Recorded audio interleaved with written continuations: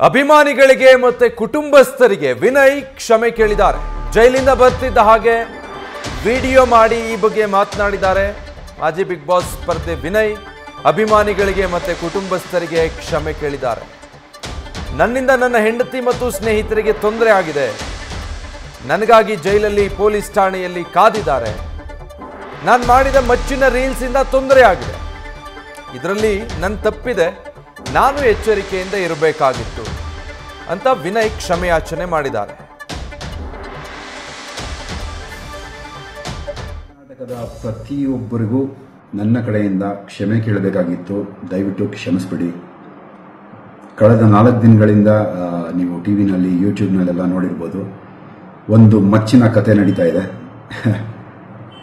ಅದಕ್ಕೋಸ್ಕರ ನಾನು ಕ್ಷಮೆ ಕೇಳಬೇಕಾಗಿತ್ತು. ಐ ಆಮ್ ರಿಯಲಿ ಸಾರಿ.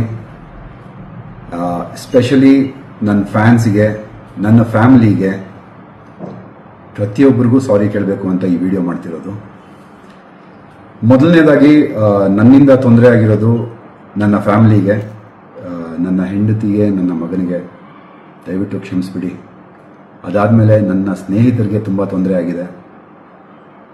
ಚೇತನ್, ಶಂಕರ್, ಸೀನಾ, ಸಾಕಷ್ಟು ಜನರು ದಿನ ರಾತ್ರಿ ಅಂತ ನೋಡ್ದಿರ ಜೊತೆಯಲ್ಲಿ ನಿಂತ್ಕೊಂಡು, ಪೊಲೀಸ್ ಸ್ಟೇಷನ್ ಹತ್ರ ನಿಂತ್ಕೊಂಡು, ಸೆಂಟ್ರಲ್ ಜೈಲ್ ಹತ್ರ ನಿಂತ್ಕೊಂಡು ನಮಗೋಸ್ಕರ ಕಾಯ್ಕೊಂಡಿದ್ದು ತುಂಬ ತುಂಬ ತುಂಬ ಹೆಲ್ಪ್ ಮಾಡಿದ್ದಾರೆ.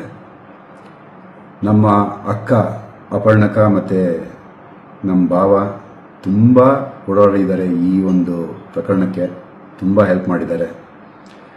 ಆ್ಯಂಡ್ ನನ್ನ ಪ್ರೀತಿಯ ಮಾಧ್ಯಮ ಮಿತ್ರರಿಗೆ ಕ್ಷಮೆ ಕೇಳಬೇಕಾಗಿದೆ. ದಯವಿಟ್ಟು ಕ್ಷಮಿಸ್ಬಿಡಿ. ನನ್ನಿಂದ ತಪ್ಪಾಗಿದೆ ಅಂದರೆ ಒಂದು ಮಾಡಬಾರ್ದಂಥ ಒಂದು ಮಚ್ಚನಿಟ್ಕೊಂಡು ಮಾಡಿರೋ ವಿಡಿಯೋ ಇಂದ ಇಷ್ಟೆಲ್ಲ ತೊಂದರೆ ಆಗಿದ್ದು.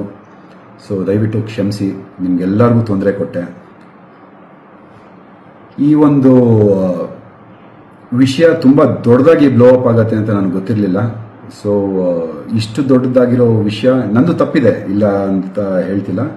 ಬಿಕಾಸ್ ನನ್ನ ಎಚ್ಚರಿಕೆನಲ್ಲಿ ನಾನು ಇರಬೇಕಾಗಿತ್ತು. ಈ ಥರ ಒಂದು ಇನ್ಫಾರ್ಮೇಷನ್ನ ನನ್ನ ಫಾಲೋವರ್ಸ್ಗೆ ನಾನು ಕೊಡಬಾರ್ದಾಗಿತ್ತು.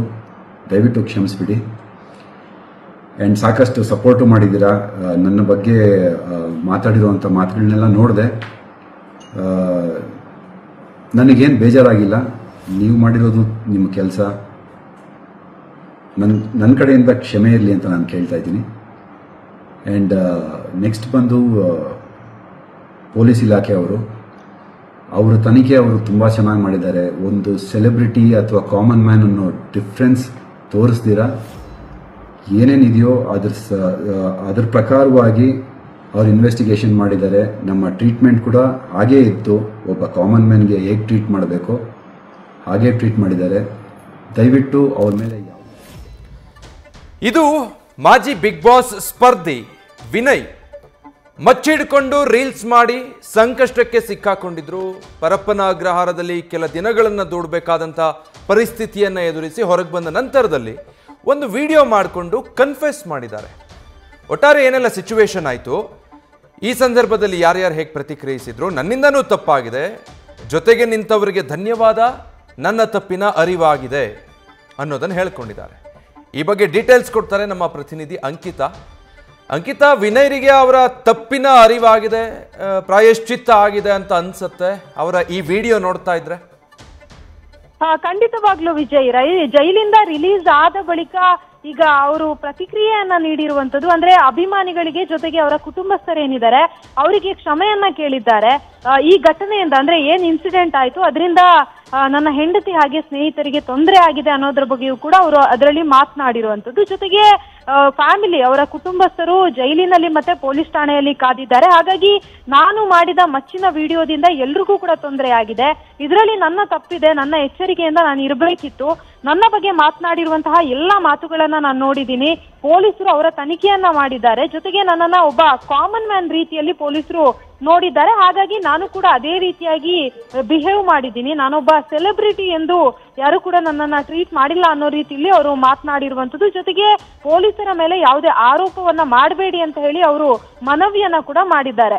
ಒಟ್ನಲ್ಲಿ ಅವರು ಜೈಲಿಂದ ಇವತ್ತು ಬೆಳಗ್ಗೆ ರಿಲೀಸ್ ಆದ್ರು. ರಿಲೀಸ್ ಆದ ಬಳಿಕ ಅಲ್ಲೂ ಕೂಡ ಒಂದಷ್ಟು ಪ್ರತಿಕ್ರಿಯೆಯನ್ನ ನೀಡಿದ್ರು. ಅದಾದ ಬಳಿಕ ಈಗ ಅವರು ವಿಡಿಯೋ ಮೂಲಕ ಈ ಒಂದು ಕ್ಷಮೆಯನ್ನ ಕೋರುವಂತಹ ಕೆಲಸವನ್ನ ವಿನಯ್ ಗೌಡ ಮಾಡಿದ್ದಾರೆ. Vijay, thank you Ankita. News first ನಿರ್ಭೀತಿಯಿಂದ ನಿಮ್ಮ ಪರವಾಗಿ.